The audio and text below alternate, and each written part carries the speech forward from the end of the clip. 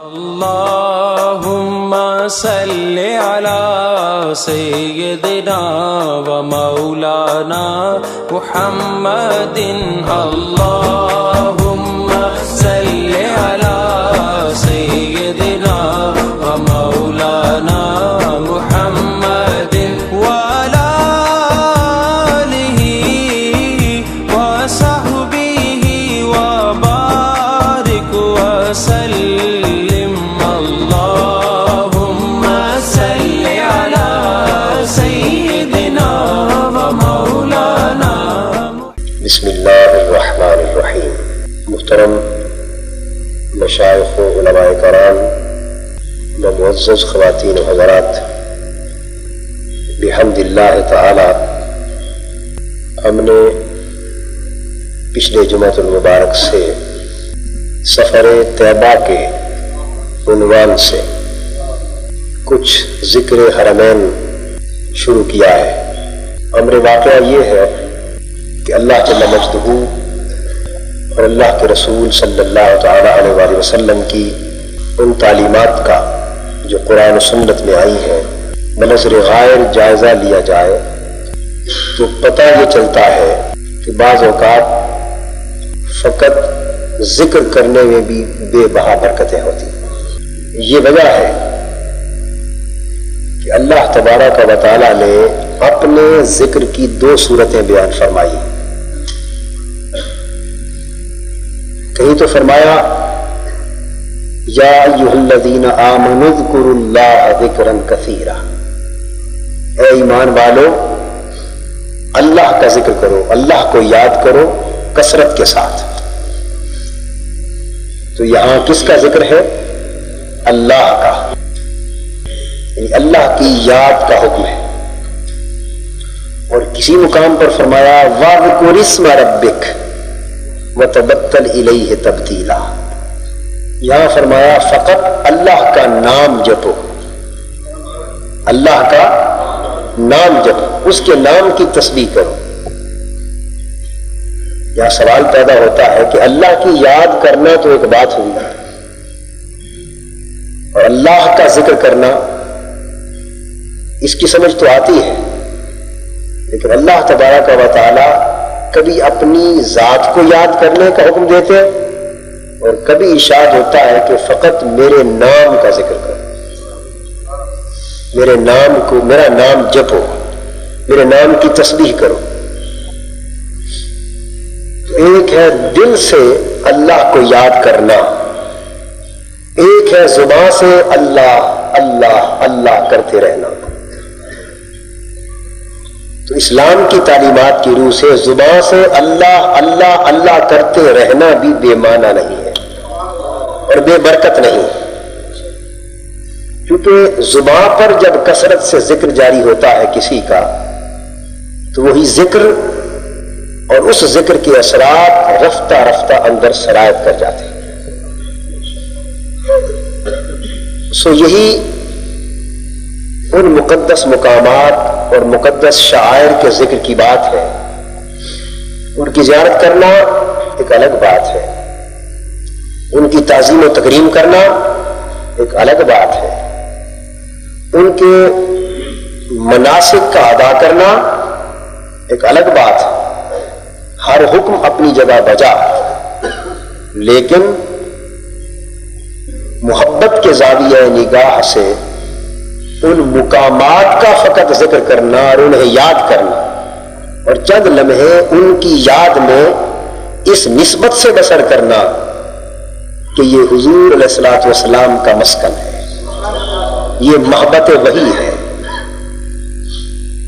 میں سمجھتا ہوں کہ یہ یاد بھی بلا شک و شبہ بہت بڑی عبادت ہے، اس امر میں کوئی شک نہیں. تو یہ موضوع جو ہم نے پچھلے جمعہ سے شروع کیا اور شاید اگلے جمعہ کے خطاب پر ممکن ہے ختم ہو جائے، یہ تذکار حرمین در حقیقت محبوب کے قدموں کے نشانوں کا ذکر ہے. کسی نے کیا خوب کہا ہے کہ مجھے ہوش کب تھی سجود کی، مجھے کیا خبر تھی رکوع کی. مجھے ہوش کب تھی سجود کی، مجھے کیا خبر تھی رکوع کی، تیرے نقش پا کی تلاش تھی کہ میں جھک رہا تھا نماز میں۔ اور میرا معمول تو نہیں ہے اشعار پڑھنے کا، لیکن اسی معنی میں ایک اور شعر ذہن میں آ گیا۔ کسی نے کہا کہ میری زندگی بھی عجیب ہے۔ اگر میں پچھلے جمعہ میں بھی عرض کیا تھا کہ کوئی دوست اس گفتگو کو عقل ناقد یعنی تنقید کرنے والی عقل کے پیمانے پر پرکھنا چاہے تو ہم معذرت خواہ ہیں، اگر محبت کے زاویہ نگاہ سے دیکھنا چاہے تو پھر مضمون جدا ہے۔ یہ اس سوال کا جواب ہے کہ اگر عقل سوال کرے کہ ایسا کیوں ہے، کیا ضرورت ہے ایسے ذکر کی، اگر عقل سوال کرے تو اس کا جواب یہ ہے کہ میری زندگی بھی عجیب ہے، میری بندگی بھی عجیب ہے، میری زندگی بھی عجیب ہے، میری بندگی بھی عجیب ہے، جہاں مل گیا تیرا نقش پا وہی میں نے کعبہ بنا لیا۔ اور یہ سبق ہمیں خود قرآن مجید سے ملا ہے۔ یہ سبق ہمیں کہاں سے ملا ہے؟ قرآن مجید سے، اس لیے کہ عشق، محبت اور ادب کے سبق کا مصدر بھی قرآن ہے۔ سبق سارے، خواہ وہ عقل کے ہوں خواہ وہ دل کے ہوں، ملتے سب سبق قرآن سے۔ وہ آیہ کریمہ اور اس کا ذکر کئی بار مختلف مجالس میں ہو چکا ہے۔ میں فقط ایک ریفرنس کے لیے یعنی تصور کو تازہ کرنے کے لیے عرض کر رہا ہوں کہ یہ سبق قرآن سے کس طرح ملتا ہے۔ اللہ رب العزت ارشاد فرماتے ہیں، اور اس واقعے کے ساتھ اس سفر کے دوران کا ایک واقعہ بھی متعلق ہے، تو میں اس سے ملا کر یہ بات بتاتا ہوں تاکہ ضمناً وہ بات بھی بیان ہو جائے۔ مدینہ طیبہ سے اگلے دن جس روز ہماری واپسی تھی، ایک روز قبل صبح واپسی تھی،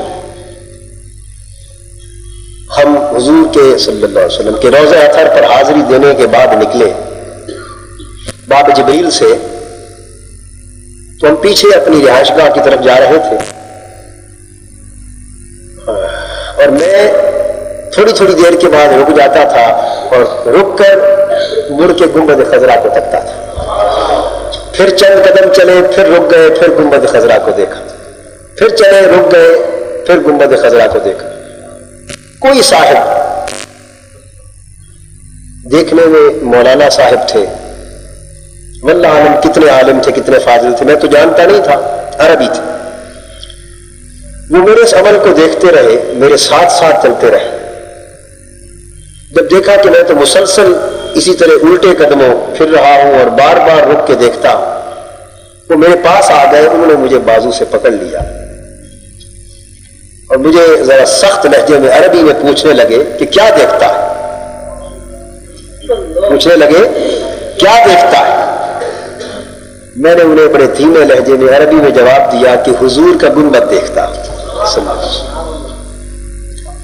انہوں نے فرمایا کہ اس میں کیا رکھا ہے، اس گنبد میں کیا ہے؟ میں نے انہیں عرض کیا، بھئی وہ چونکہ حضور کے شہر کے رہنے والے تھے، جیسے بھی تھے اس لیے ان کا کہنا میرے لیے فرمان تھا، جیسے بھی تھے۔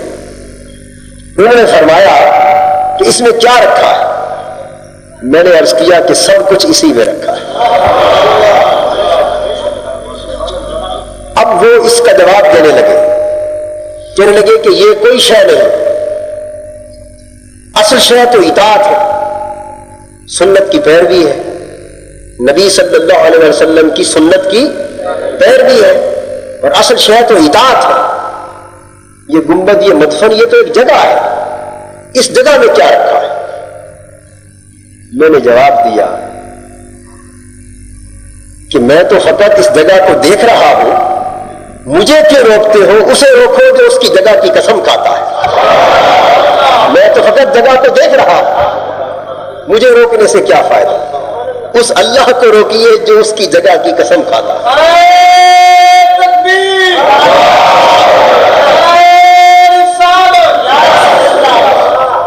وہ کیسے قسم کھاتا ہے؟ یہاں تو حضور علیہ الصلوۃ والسلام، یہ وہ جگہ ہے جہاں خود تشریف فرما ہے۔ یہ وہ گنبد اور وہ جگہ ہے جہاں حضور خود تشریف فرما ہے صلی اللہ علیہ وسلم، اور مکہ وہ جگہ ہے جہاں حضور 50 برس گزار کر چلے آئے، جہاں حضور کا مولد ہے، ولادت ہوئی۔ تو ہم تو فقط جگہ کو دیکھ رہے ہیں اور وہ اس محبوب کی جگہ کی قسم کھاتا۔ ارشاد فرمایا گیا لا اقسم بهذا البلد وانت حل بهذا البلد، میں اس شہر مکہ کی قسم کھاتا ہوں، اور اگر لا زائدہ ہو، علمی نکات ہے، میں ان کی تفصیل میں نہیں جاتا کہ نافیہ ہو تو معنی کیا ہے، زائدہ ہو تو معنی کیا ہے، بے پناہ حکمتیں ہیں اس ایک آیت کے حرف لا کے اندر بھی۔ فرمایا کہ نہیں، میں اس شہر مکہ کی قسم کیوں کھاؤں؟ ایسا لا لانے کا معنی یہ ہوتا ہے کہ میں قسم کھانے سے بے نیاز ہوں۔ اللہ جل مجدہ خود کو قسم کھانے سے بے نیاز فرما رہے ہیں کہ مجھے کوئی حاجت نہیں، کوئی ضرورت نہیں، میں مستغنی ہوں اس بات سے کہ میں کسی کی قسم کھاؤں، مجھے کوئی ضرورت نہیں قسم کھانے کی، لیکن پھر بھی اس شہر مکہ کی قسم کھاتا۔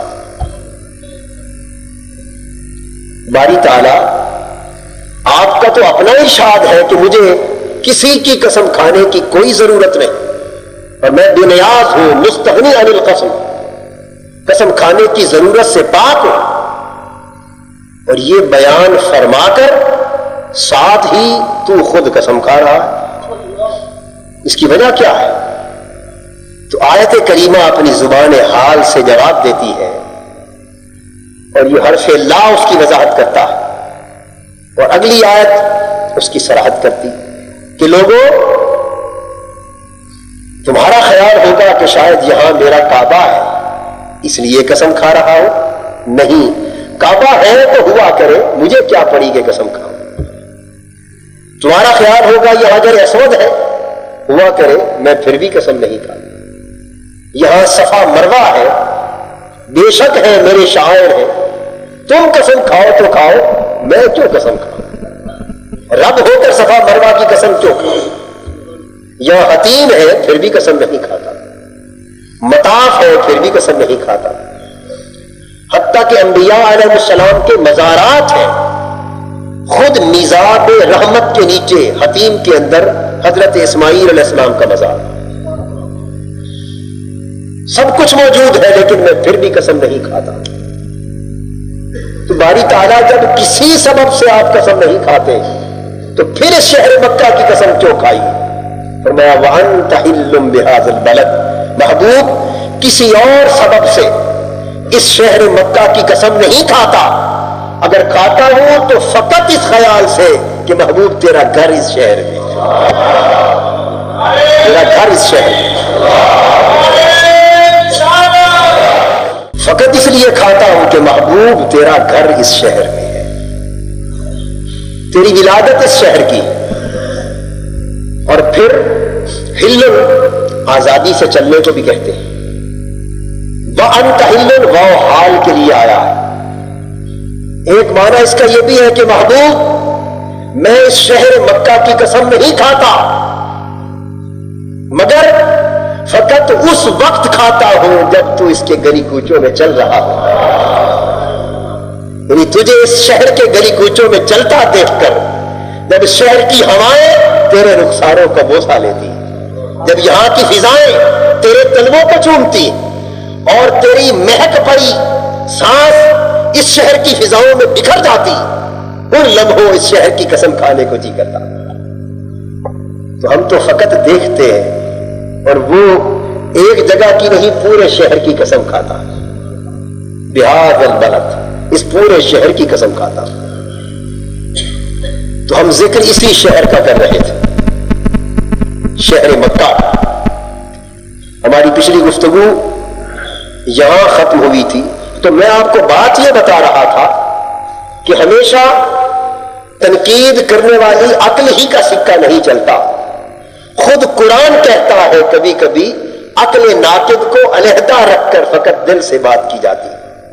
اب یہ آیت کریمہ اور اس میں شہر مکہ کی قسم کھایا جانا، اور محض اس نسبت سے کہ وہاں حضور رہتے، بولیے عقل کیا جواب دیتی؟ یہ مضمون ہی سارا دل کا ہے، مضمون ہی سارا دل کا ہے۔ بس یہ دل ہے تو ایمان سلامت ہے، یہ نہ رہا تو جسم قائم ہوگا لیکن ایمان مردہ ہوگا۔ تو مرض یہ کر رہا تھا، پچھلی گفتگو ہماری یہاں ختم ہوئی جبل ابو قبیس کے ذکر پر کہ ہم پھر نیچے اترے مقام شق القمر کو دیکھ کر، اور سارے مقامات مسجد بلال کے بعد آ گئے۔ اگلے روز پھر ہم نے جنت المالا کی زیارات کی۔ الحمدللہ پچھلے کئی سال جاتے رہے تو دروازے مقفل ہوتے تھے، اور آپ میں سے زائرین کو معلوم ہے کہ درمیان سے جو سڑک گزرتی ہے جنت المعلا، یہ مکہ کا قبرستان ہے۔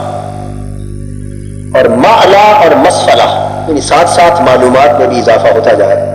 معلا کہتے ہیں بلند جگہ کو، مسفلہ کہتے ہیں نیچی نشیبی جگہ کو۔ تو مکہ شہر میں اس طرف کا حصہ اونچا تھا، اس طرف کا حصہ نشیبی تھا، سو وہ علاقہ مسفلہ کہلاتا ہے، یہ معلا کہلاتا ہے۔ اور وہاں قبرستان، اس کو جنت المعلا کہتے ہیں۔ اور چونکہ قبرستان حضور کے شہر کا ہے، اس لیے نام اس کا مقبرہ نہیں بلکہ جنت ہے۔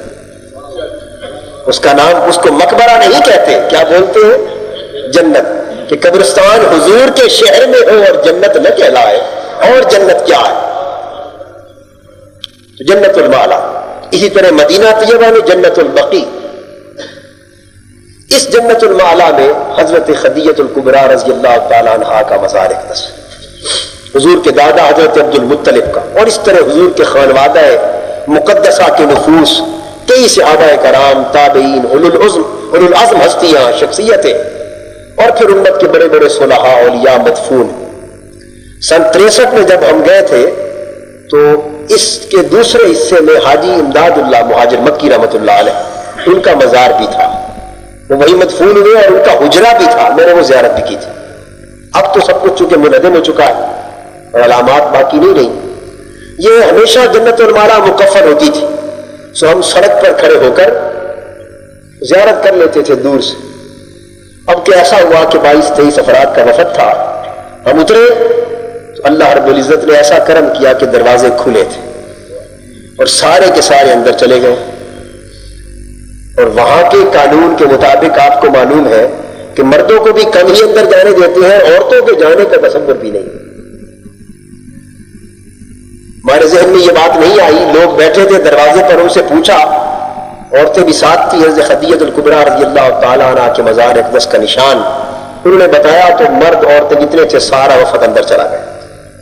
الحمدللہ ہم نے کوئی پون گھنٹہ یا اس سے بھی زیادہ اندر گزارا، ان کے مزار اقدس کی زیارت کی، فاتحہ عرض کیا، اور دیگر مزارات دیکھے، دیر تک وہاں رکے، اور پرانی یادیں اور حضور علیہ السلام کی حیات طیبہ میں حضرت خدیجہ الکبریٰ رضی اللہ تعالیٰ عنہ کا عمل دخل، اور اوائل دور اسلام میں حضرت خدیجہ رضی اللہ تعالیٰ عنہ کی خدمات، جن کو حضور علیہ السلام تا دم وصال نہ بھولے، وہ سب کچھ ذہن میں تازہ ہوتا رہا۔ حضور علیہ السلام مدنی زندگی میں کئی بار ایسا ہوتا کہ حضرت خدیجہ الکبریٰ رضی اللہ تعالیٰ عنہ کا ذکر کرتے۔ اب نسوانی طبع کے پیش نظر رشک مادہ بھی ہوتا ہے۔ حضرت عائشہ صدیقہ رضی اللہ تعالیٰ عنہ فرماتی ہے کہ ایک روز میں نے عرض کیا، یا رسول اللہ صلی اللہ علیہ وسلم، مدت ہو گئی خدیجہ کو انتقال کیے اور آپ آج تک اس بوڑھیا کو نہیں بھولے، کیا ہم اچھی نہیں ہیں، حضور کی خدمت کرنے والی نہیں؟ حضور مسکرا پڑے، فرمایا عائشہ، خدیجہ کا مقابلہ کوئی نہیں کر سکتا۔ یہ ایک پہلو تھا ان کی خدمات کے اعتراف کا، اس لیے کہ وہ دور جب وسائل اور ذرائع کی کمی تھی، اور یہ پورے شہر مکہ کے تجار سے بڑھ کر مال و دولت میں غنی تھی، تو ان کا سارا مال بے دریغ حضور کے مشن پر خرچ ہوتا تھا، اسلام پر خرچ ہوتا تھا۔ اور پھر انہوں نے 3 سال قید و بند کی وہ صحبتیں بھی حضور صلی اللہ علیہ وسلم کے ساتھ جی لی تھی، اور اس کے بعد رہائی ہوئی تو اسی سال انتقال ہو گیا۔ بہرحال یہ پوری تاریخ تھی، یہ حضور کی سیرت طیبہ کا ایک پورا باب تھا جو کم سے کم حضور کے 25 برس کی زندگی کے احوال پر مشتمل ہے۔ اور پھر حضور علیہ السلام کے دادا جان، پھر ان کا سرپرستی کرنا، کفالت کرنا، یعنی وہاں کھڑے کھڑے وہ سیرت طیبہ کے پورے ادوار ذہن میں آنکھوں کے سامنے گھوم رہے۔ زیارات کے بعد فارغ ہوئے، رات کا وقت تھا، عشاء کی نماز پڑھنی تھی۔ بے شک مسجد حرام میں نماز پڑھنا سب سے افضل ہے، لیکن کبھی کبھی دل کرتا تھا کہ شہر مکہ کی دیگر جو مسجدیں مختلف محلے میں ہیں، جو حضور علیہ السلام ہی سے منسوب ہیں، اکا دکا کوئی نماز وہاں بھی پڑھی جائے۔ تو قریبی مسجد جن تھی، مولانا حافظ محمد خان صاحب ہمارے ساتھ تھے، ہم مسجد میں گئے، میں نے کہا کہ آپ آج مسجد جن ہے یا جنات کی امامت کرائیں۔ ہم نے کہا کہ ہم سب مقتدی بنتے ہیں، یعنی مزاحن کہا، گویا جنات بنتے ہیں، آپ جنات کے امام بنے۔ نماز عشاء ہوئی، فارغ ہوئے، اب رات کا کھانا کھانا تھا۔ میرے دل میں یہ خواہش آئی کہ کسی چوراہے پر، ایک کونے میں، فٹ پاتھ پر کسی ایسی جگہ چادر بچھا کر نیچے بیٹھ کر کھانا کھائیں کہ مکہ کے لوگ گزرے تو ہمیں دیکھ کر سمجھے کہ یہ پاگل لوگ ہیں، یعنی کسی ایسی جگہ زمین پر بیٹھ جائے۔ سو عورتوں کو اندر بٹھا دیا اور مردوں کے لیے ہم نے چادر ایک فٹ پاتھ پر بچھا دی، گزرگاہ کی جگہ چھوڑ کر، اور وہاں بیٹھ کر کھانا کھایا۔ میں سمجھتا ہوں کہ اس پورے قیام کے دوران کم سے کم میرے لیے اس کھانے جیسا مزہ کہیں اور نہ تھا۔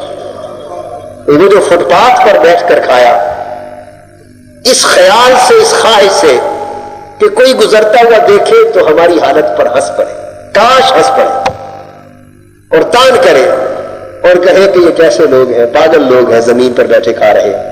اس خواہش کو لے کر خدا جانے اللہ نے خواہش پوری کر دی ہوگی، کوئی ہنس پڑا ہوگا، بس اسی آرزو سے وہاں کھانا کھا۔ واپس آ گئے، اگلے روز خیال کیا کہ اب باہر کی زیارات پر جائیں۔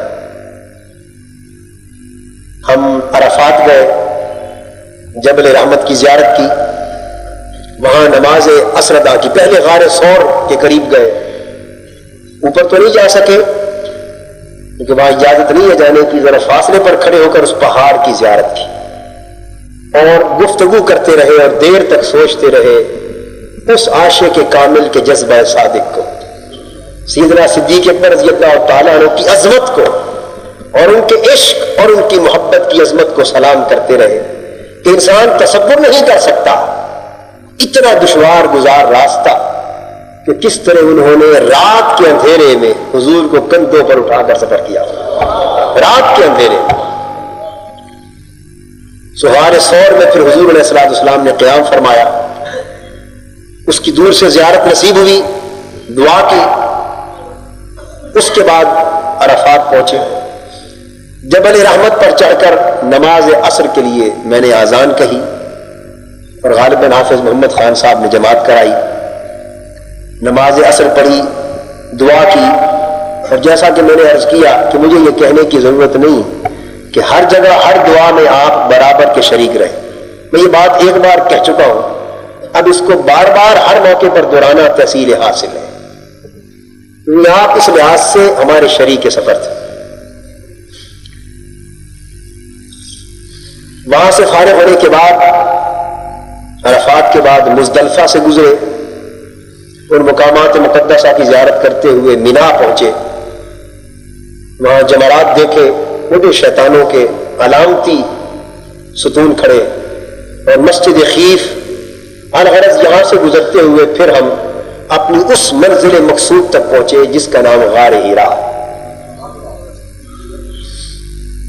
ذہن میں یہ خیال تھا کہ شام ہو جائے گی، پہنچتے پہنچتے مغرب قریب ہو گئی تھی کہ ہم تھوڑا اوپر جا کر پہاڑ میں ابتدائی طور پہ تھوڑا سفر کر کے، چونکہ بچے بھی ہیں، عورتیں بھی ہیں، کافی وفد ہیں اور رات بھی یعنی دن ڈل چکا ہے، زیارت کر کے تو پھر ہم لوٹ آئیں گے۔ لیکن جب چڑھنا شروع کیا تو کوئی آگے کوئی پیچھے، کسی نے کسی کو نہیں دیکھا، اور مشورے سب درے کے درے رہ گئے اور ہر کوئی چڑھتا گیا تاکہ غار ہیرا آ گئی۔ اب وہ جو ٹیکسی والا آدمی تھا اس کو کہہ کے گئے تھے کہ واپس آئیں گے۔ ہم غار ہیرا میں پہنچے، یہ حضور علیہ الصلوۃ والسلام کی خلوت گاہ ہے۔ ابھی نماز مغرب کو یا اذان مغرب کو کوئی 15 منٹ کے لگ بھگ ٹائم رہتا تھا۔ پہنچ گئے، وہاں پہنچ کر اس حضور کی خلوت گاہ میں حاضری دی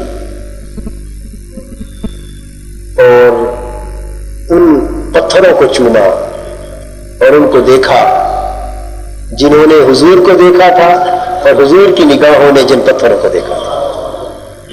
میں نے پچھلی بار عرض کیا تھا کہ بہت سے مقامات اپنی حیت کے اعتبار سے بدل جاتے ہیں، اسی جگہ اور عمارتیں تعمیر ہوتی رہتی ہیں، جگہ وہی رہتی ہے، لیکن کچھ مقامات ایسے ہوتے ہیں جو اپنی اصل حیت پر ہر لحاظ سے جو کہ تو رہتے ہیں۔ تو چھوٹی سی غار ہو اور 40 دن حضور صلی اللہ علیہ وسلم یہاں آ کر رہے، تو جو پتھر کے ٹکڑے جڑ جڑ کر جو غار بنی ہے، اندازہ کر لے ان پتھروں کا حضور سے قرب کا عالم کیا ہو، یعنی ان پر تو حضور علیہ الصلوۃ والسلام کی سانس مبارک کی تپش بھی پڑتی ہوگی۔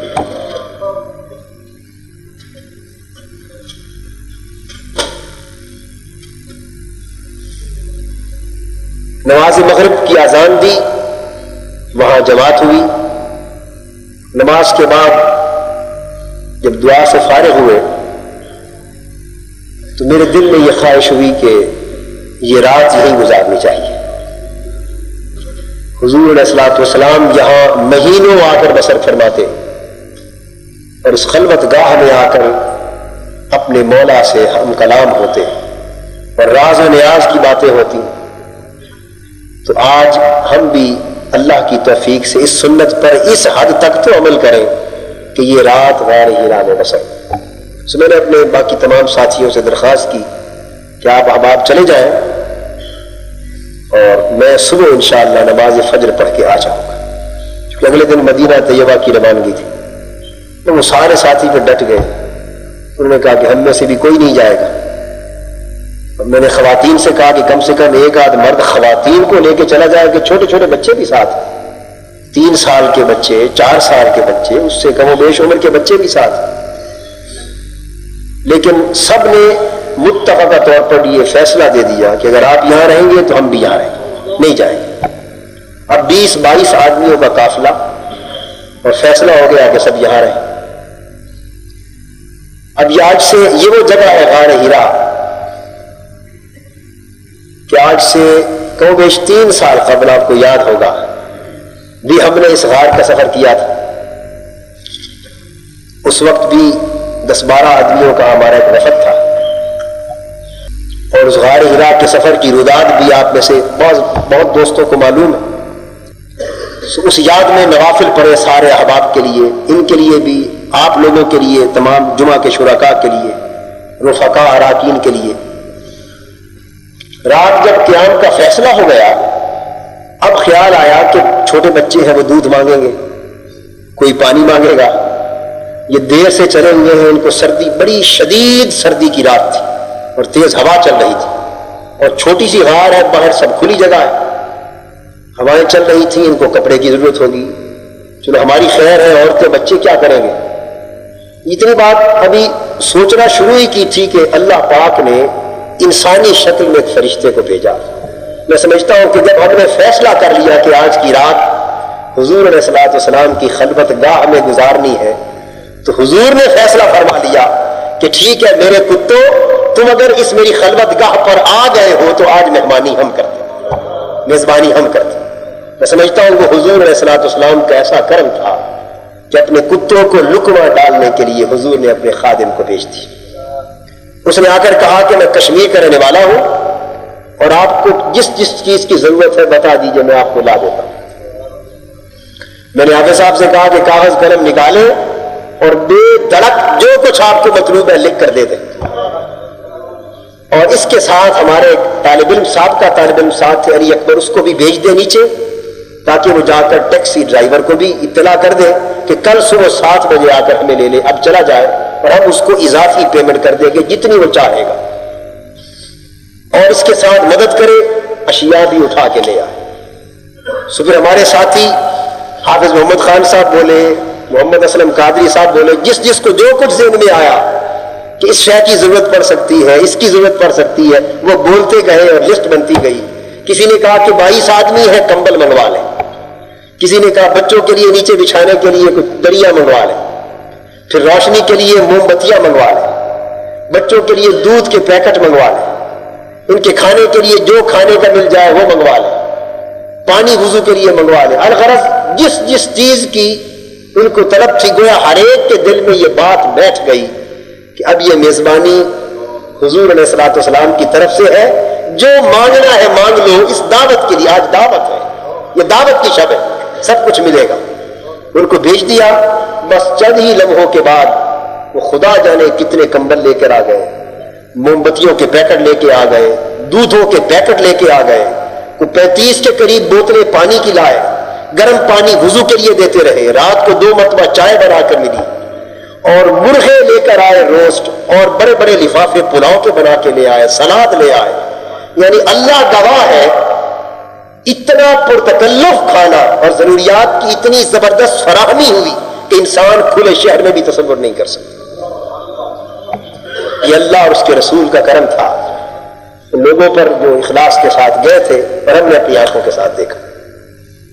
تو کوئی شخص اگر اللہ پاک فرماتا ہے کہ میں جب رزق دیتا ہوں کسی کو تو اس جگہ سے دیتا ہوں کہ انسان اس کا گمان بھی نہیں کر سکتا، بس یہ وہی بات تھی کہ جہاں گمان بھی ممکن نہیں وہاں سے رزق ملا، اور وضو کے لیے جب جس کو ضرورت پڑی اچھا گرم پانی ملتا رہا، یعنی چائے کی طلب ہوئی ان کو چائے ملتی رہی۔ بحمداللہ تعالیٰ پھر ساری رات ان احباب نے وہاں گزاری، اور پھر وہاں نوافل بھی پڑے گئے، پھر وہاں محفل ذکر ہوئی، اور حضور صلی اللہ علیہ وسلم کا بھی ذکر ہوا۔ وہاں پھر جب ایسا ماحول ہو تو میں نے پچھلی بار عرض کیا تھا کہ جو بے سر ہو وہ بھی سر والے ہوتے ہیں، یعنی پھر جس کو جو کچھ یاد تھا بغیر کافیہ ردیف کے وہ بھی پڑھتا رہا، بغیر وزن کی کمی بیشی کے جو یاد تھا وہ ایک عجیب ماحول تھا۔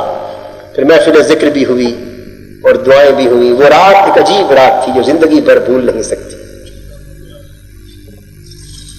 اسی اللہ کے لطف و کرم کے ساتھ وہ رات بسر ہو گئی۔ یہ خلوت گاہ جس کو غار ہرا کہتے ہیں، اس کی ایک اہمیت یہ ہے کہ پہلی وحی قرآن مجید کی حضور علیہ الصلوۃ والسلام پر اسی غار میں اتری تھی۔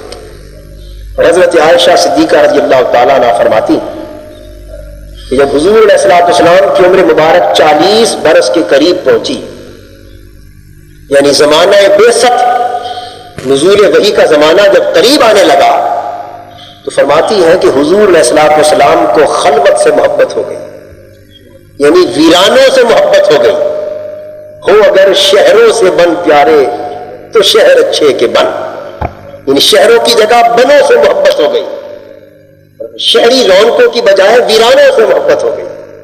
فرماتی ہے پھر حضور علیہ السلام حضرت خدیجہ الکبریٰ رضی اللہ تعالیٰ عنہا سے حضور علیہ الصلوۃ والسلام کوئی ستو لے کر، جو لے کر، ضرورت کی کچھ روکھی سوکھی چیزیں لے کر حضور چلے جاتے، اور کبھی 1 ہفتہ، کبھی 10 دن، کبھی 1 مہینہ، کبھی 40 دن، اور کم و بیش زمانہ حضور غار ہرا میں بسر فرماتے، شہر کی رونقوں سے لا تعلق ہو کر دور، شہر کی جلوتوں سے بہت دور، اس غار کے ویرانوں میں، اس تنہائیوں میں جا کر اپنی لو اپنے مولا سے لگاتے، محبوب حقیقی سے لگاتے۔ حدیث میں آتا ہے فیتحنث فی، اس میں جو حضور عبادت کرتے، ابھی اسلامی تعلیمات قرآن کی صورت میں تو اتری نہیں تھی، تو طریق ابراہیمی پر، ملت ابراہیمی پر حضور ذکر کرتے اور فکر کرتے، مراقبہ کرتے۔ یہ تو وہ کچھ ہے جو تحنث کا معنی دن رات کے مراقبے اور فکر اور ذکر کا محدثین نے بیان کیا، لیکن فی الواقع وہ عبادت اور ذکر کیا تھا وہ یا ذکر کرنے والا جانتا ہے، یا جس کی یاد اس جگہ کی جاتی ہوگی وہی جانتا ہے۔ اور دوستو، یہی خلوت ہے کہ خلوت کا، تنہائی کا ایک لمحہ اخلاص کے ساتھ، محویت کے ساتھ، انہماک کے ساتھ، استغراق کے ساتھ، استحلاق کی کیفیت کے ساتھ، خلوت و تنہائی کا ایک لمحہ جلوت کے ہزاروں لمحوں سے بہتر۔ یہ جلوتوں میں، رونقوں میں اسلام نے رہبانیت کی تعلیم نہیں دی، ترک دنیا رہبانیت کی تعلیم نہیں دی۔ اس کا معنی یہ ہے کہ اللہ کو منانے کے لیے دنیا اور دنیا کے روابط کو بالکلیہ چھوڑ دینا اور بالکل سادھو بن جانا، غاروں میں، جنگلوں میں جا کر اس کو بطور نظام زندگی یا بطور مذہب یا بطور طریقے زندگی اپنانے کی اجازت نہیں۔ لیکن وہ جیسے میں نے کہا تھا، لیکن کبھی کبھی اسے تنہا بھی چھوڑ دے، کبھی کبھی خلوت کے لمحوں میں چلے جانا، کبھی کبھی تنہائیوں میں چلے جانا اور دنیا کے شور و غل سے دور ہو کر اپنے نہاں خانہ دل میں جھانک کر خلوت کے ماحول میں گم ہو کر فقط اپنے رب سے لو لگانا، یہ زندگی میں اسلام چاہتا ہے کہ وقتاً فوقتاً یہ سبق اور یہ معمول تازہ ہوتا ہے۔ اعتکاف اسی تصور کی ایک یاد ہے، اعتکاف اسی تصور کی یاد ہے۔ اور بڑے بڑے اکابر اور اولیاء اور صلحاء اور صحابہ، تابعین، تبع تابعین، بڑے بڑے ائمہ زندگی میں کبھی کبھار وقت نکال کر ہمیشہ اس معمول کو زندہ رکھتے رہے، تازہ رکھتے رہے۔ حتیٰ کہ امام ابو الحسن اشعری رحمۃ اللہ علیہ فرماتے کہ میں پہلے معتزلی تھا، اور معتزلہ اس دور میں یوں سمجھ لیجئے بد عقیدہ لوگ تھے، گمراہ لوگ تھے، اس عقیدے پر تھا۔ میں نے دلائل کا موازنہ کیا، دوسری طرف اہل سنت تھے، یہ فیصلہ کرنے کے لیے کہ یہ عقیدہ، طریقہ، مذہب درست ہے یا معتزلہ کا مذہب درست ہے۔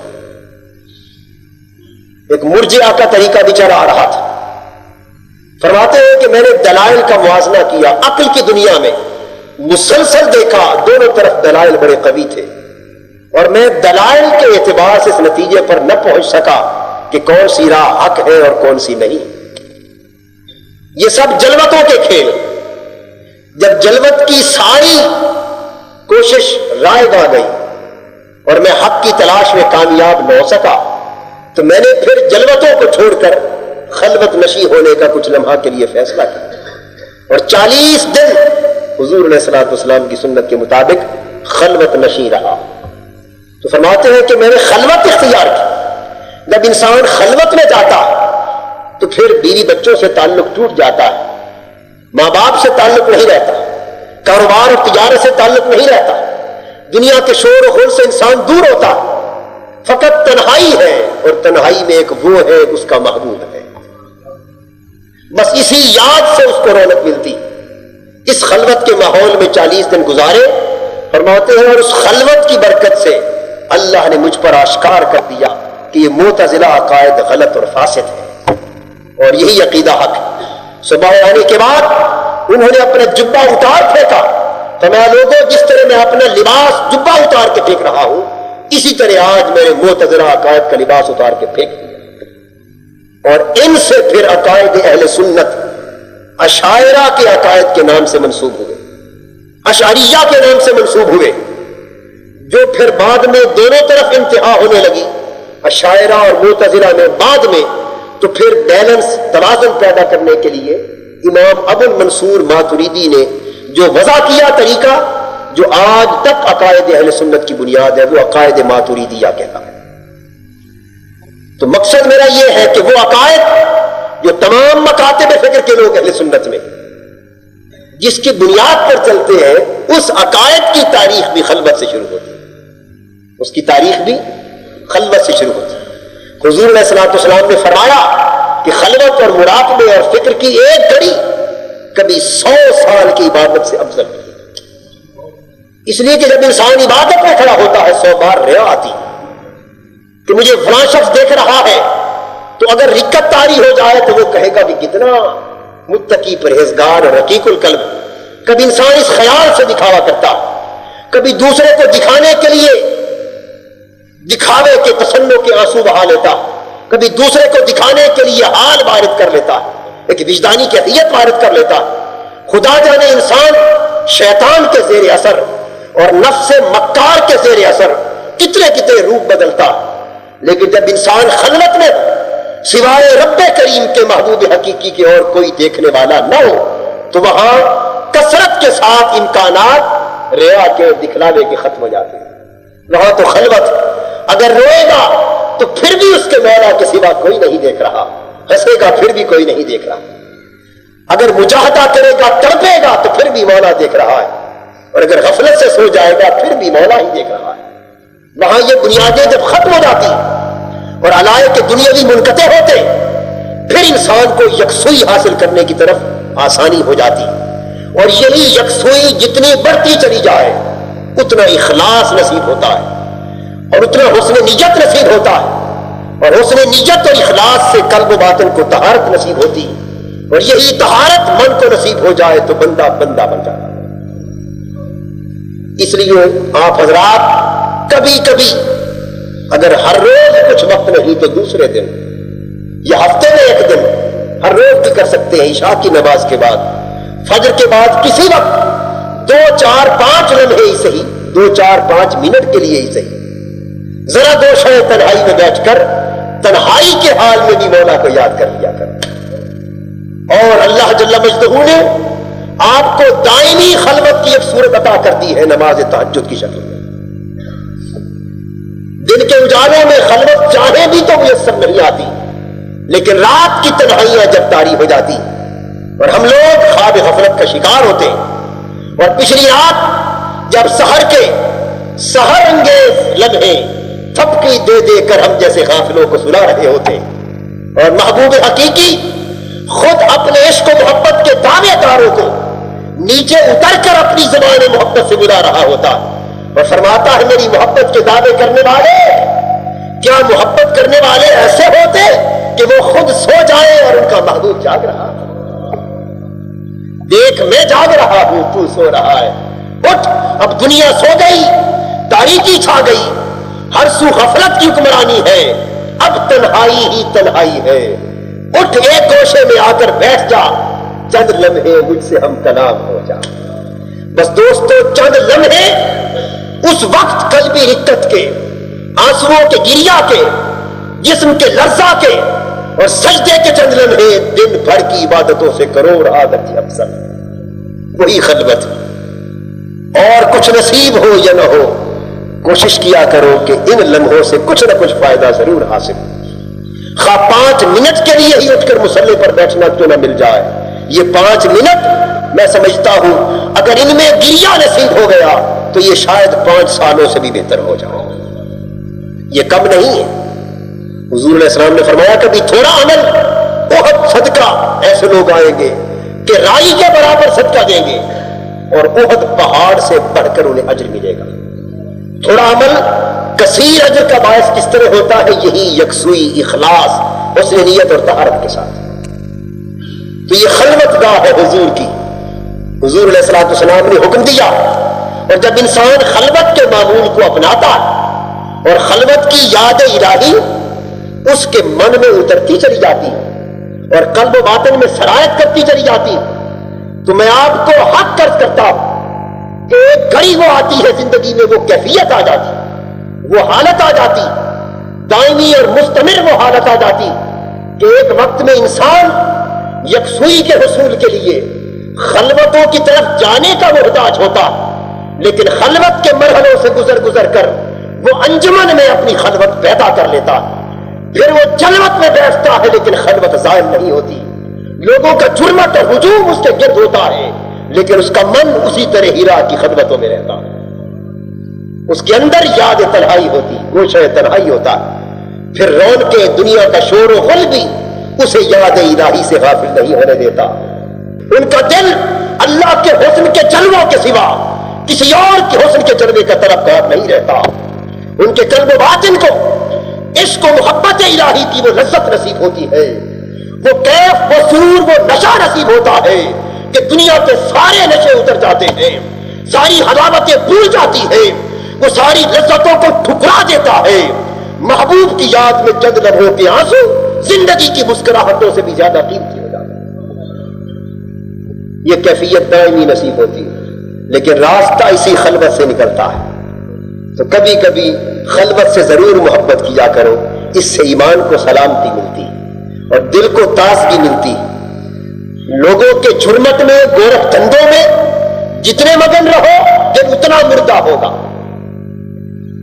اور ذمہ داریاں جتنی زیادہ ہو، ہم جیسے لوگ، دنیا دار لوگ، کاروباری لوگ، تاجر لوگ، ملازم لوگ جتنے پھنسے رہے، ان کے لیے اتنا ضروری ہے کہ کبھی کچھ وقت نکال کر خلوت کے لیے بھی رکھ لیں، تاکہ زنگ ساتھ ساتھ دھلتے چلے جائیں۔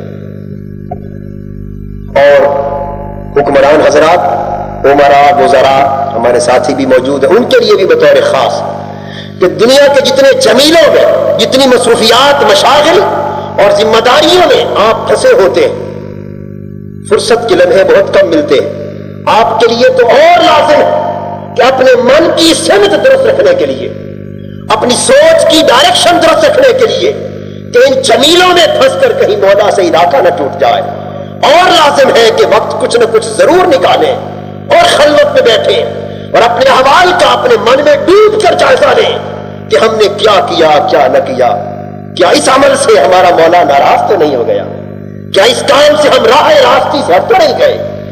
جب چند لمحے سوچنے کے یوں مل جائیں گے تو ظاہر کا عمل بھی پاکیزہ تر ہوتا چلا جائے گا اور باطن بھی طاہر تر ہوتا چلا جائے گا۔ گویا کوئی شخص، حتیٰ کہ بڑا سے بڑا نیکوکار، متقی، پرہیزگار بھی اس خلوت کی برکت اور اس کی عادت سے مستثنا نہیں۔ یہ سب کے لیے میری ایک تلقین ہے، میری ایک درخواست ہے۔ تو مکہ معظمہ کی زیارات اس طرح واپسی کے ساتھ ختم ہوئی، باقی مقامات کا ذکر میں کر چکا تھا۔ اگلے روز مدینہ طیبہ کی روانگی ہوئی، اس کا ذکر انشاءاللہ تعالی مدینہ طیبہ کی حاضری کا اگلے جمعہ المبارک پر کریں گے۔ وما علینا الا البلاغ۔ اللہم صلی علی سیدنا و مولانا محمد۔ اللہ